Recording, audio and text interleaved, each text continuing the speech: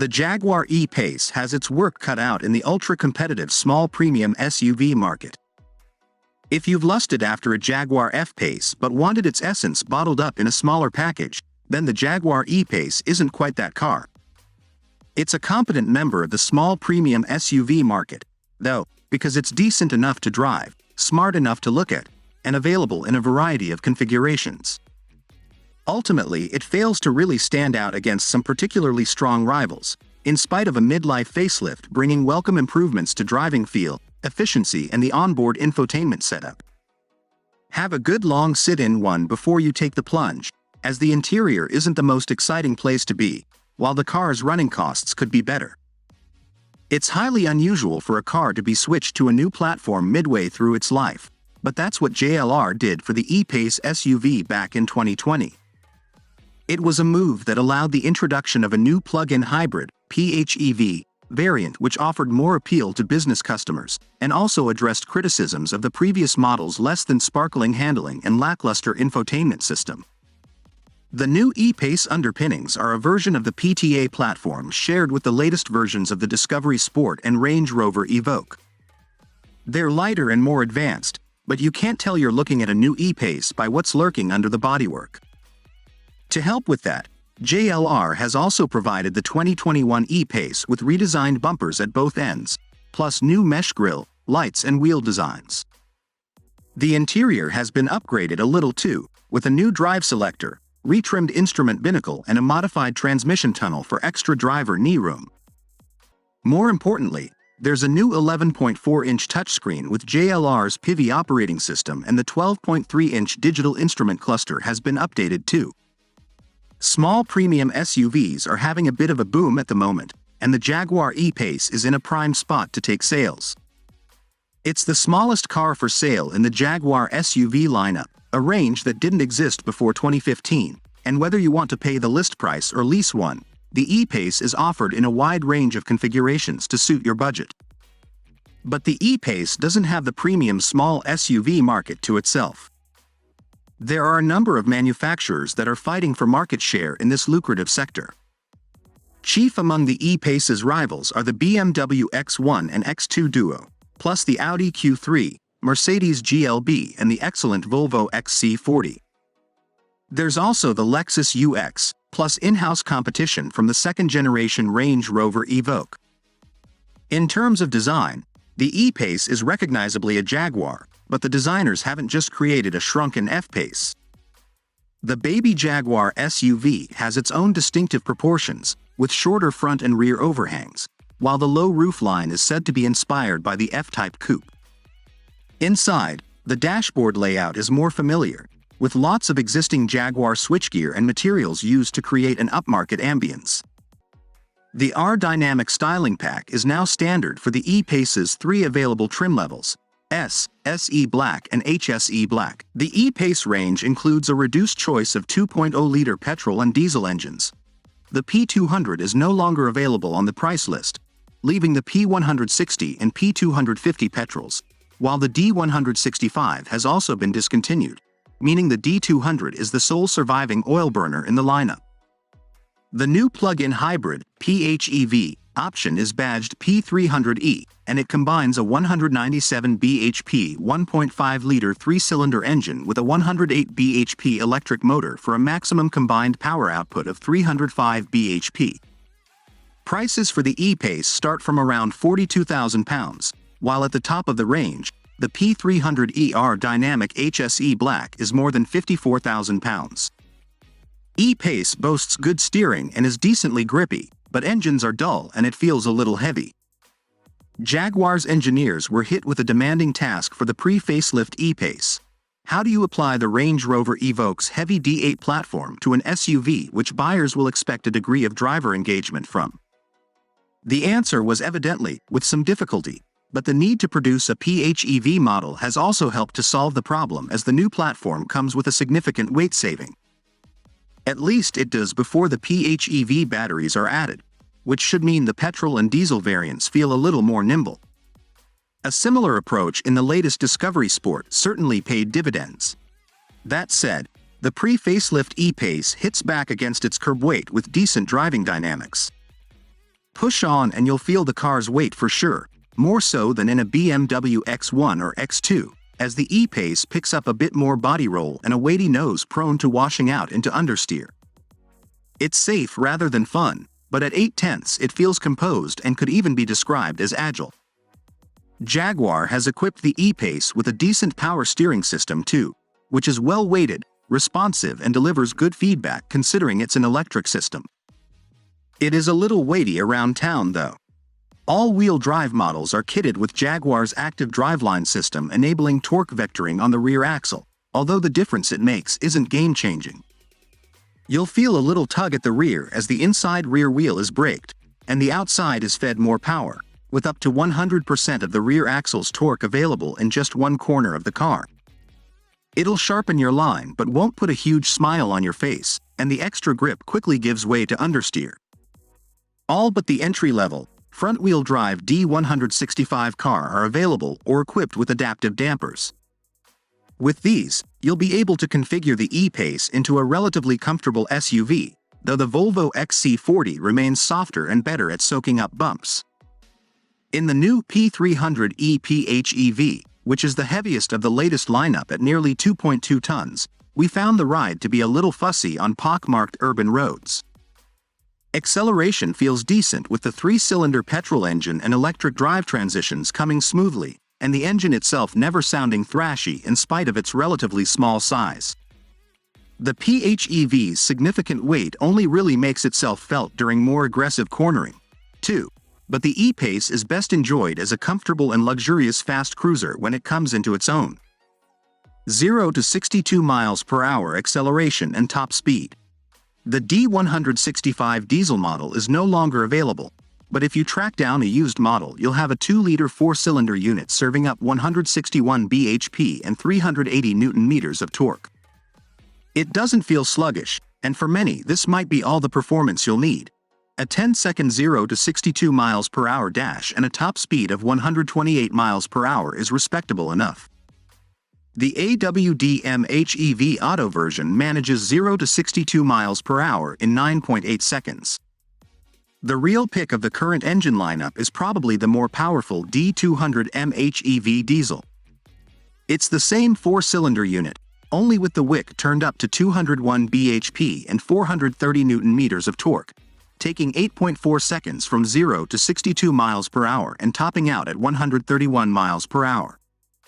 It's respectably refined and smooth, but the auto gearbox could be a little better. It's Jaguar's implementation of a ZF transmission, and it can get caught out from time to time.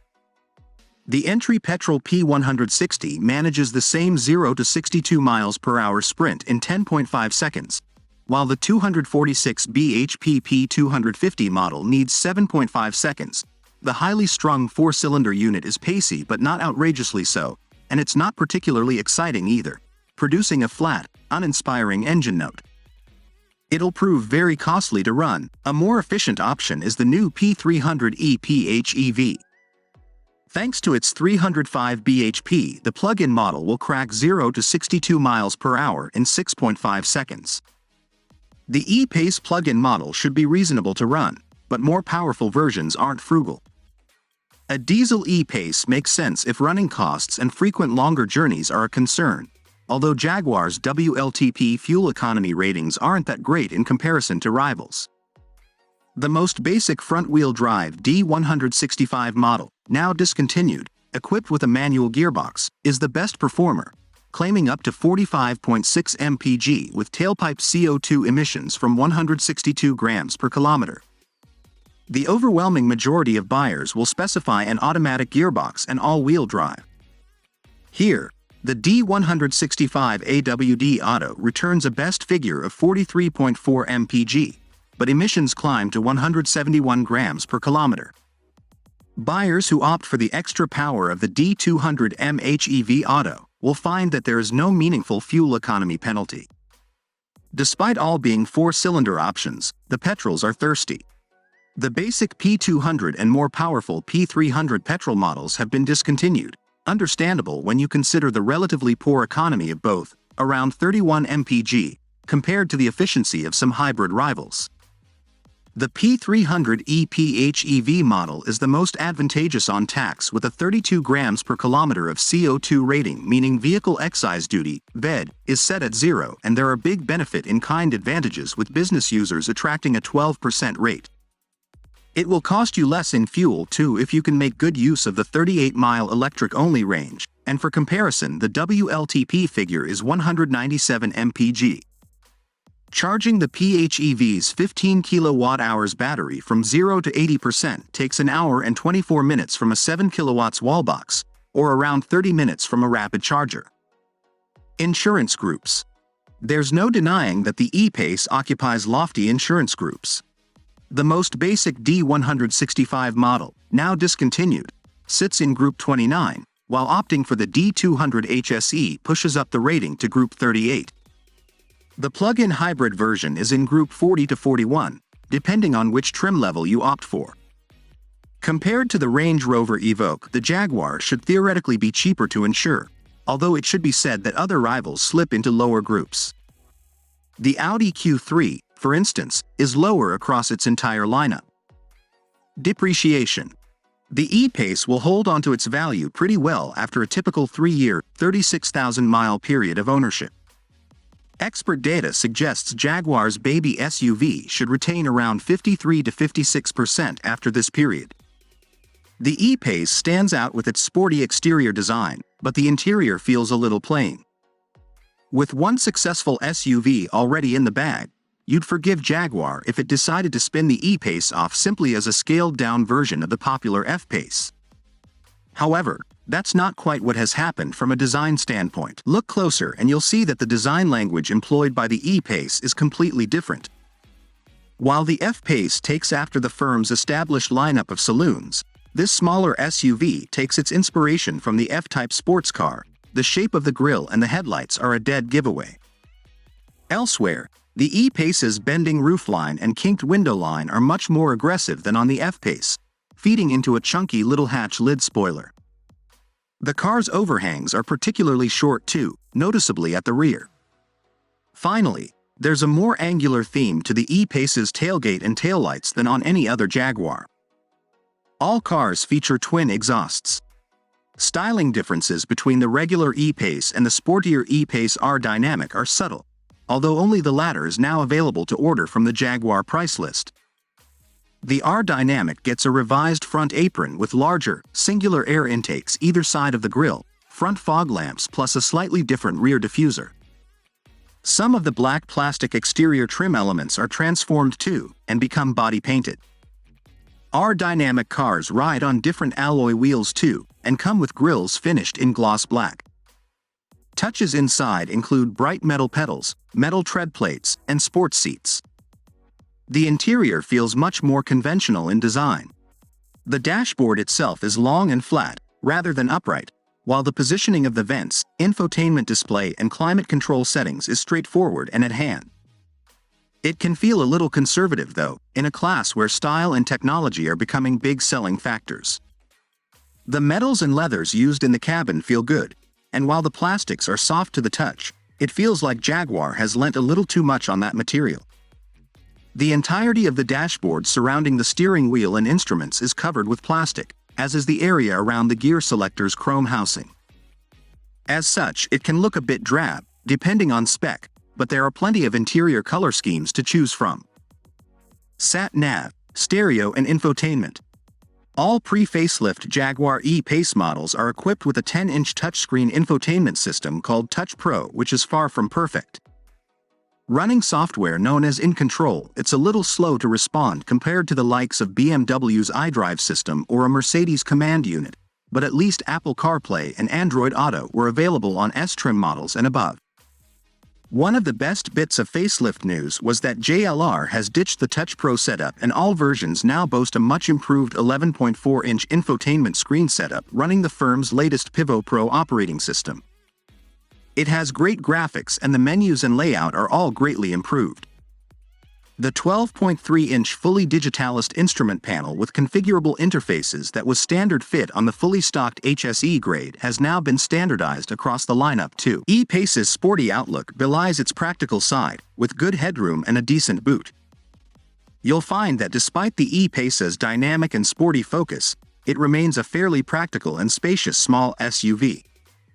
Forward and side visibility is good thanks to the short dashboard-to-axle ratio, although the rear window is a little small in the mirror. Thankfully, a reversing camera is standard kit on all cars. Overall, the E-Pace a fairly competitive package compared to many of its rivals on many fronts. You'll find plenty of cubby holes and storage spaces in the cabin, including a huge one in the central armrest. 2 cup holders are present as well. Size. Against the tape measure, the E-Pace sizes up at 4,411 mm long, 1,649 mm tall, and 1,900 mm wide, with a wheelbase of 2,681 mm. It means that compared to the car it's closest to, the Range Rover Evoque, the Jag is a little longer and boasts a longer wheelbase, but is just as wide and a little lower at the same time. Overall, the proportions are bang in line with the segment and with the Jag's varied rivals, including the Volvo XC40 and Audi Q3, while it's a little smaller than a DS7 Crossback. Legroom, headroom and passenger space. 4 adults should be able to get reasonably comfortable in the Jaguar, though carrying 5 is ever so slightly hampered by the raised transmission tunnel cutting into rear legroom for the middle seat. Some rivals boast better leg and headroom, but overall the E-Pace doesn't let you down when it comes to passenger room. Space up front for the driver and front passenger isn't tight at all, and the Jaguar's driving position is very flexible, so you should be able to find a comfortable spot to drive from with ease. Boot. Jaguar claims a 577-liter boot, which is impressive on paper. In reality, it's good enough for families to live with.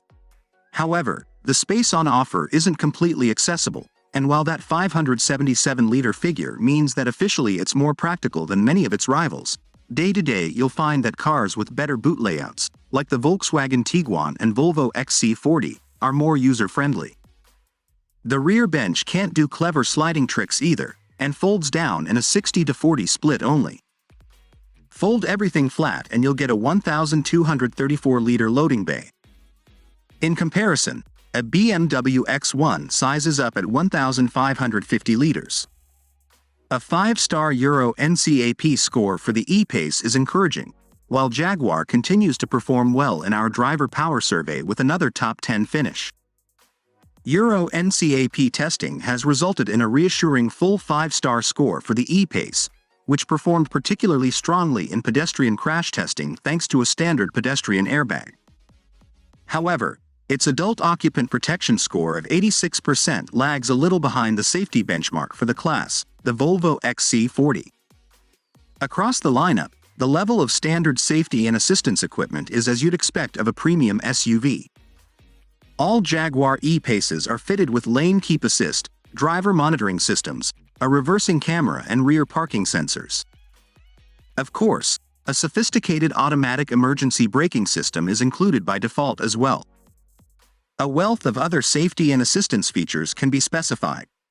A drive pack includes adaptive cruise control with traffic jam assist, which can keep the vehicle moving in stop-start traffic with no input from the driver. Blind spot assistance is optional too. The E-Pace didn't feature in our driver power owner satisfaction survey, although the bigger F-Pace was voted into a respectable 19th place on a 75-car list. Jaguar itself is a consistent top finisher in the manufacturer poll, 7th out of 29 brands in the 2021 poll, and achieving 6th position in 2022. Warranty. Jaguar's standard warranty package stands at 3 years with unlimited miles, which is more or less the industry standard, although some rivals put a 60,000-mile limit on this cover.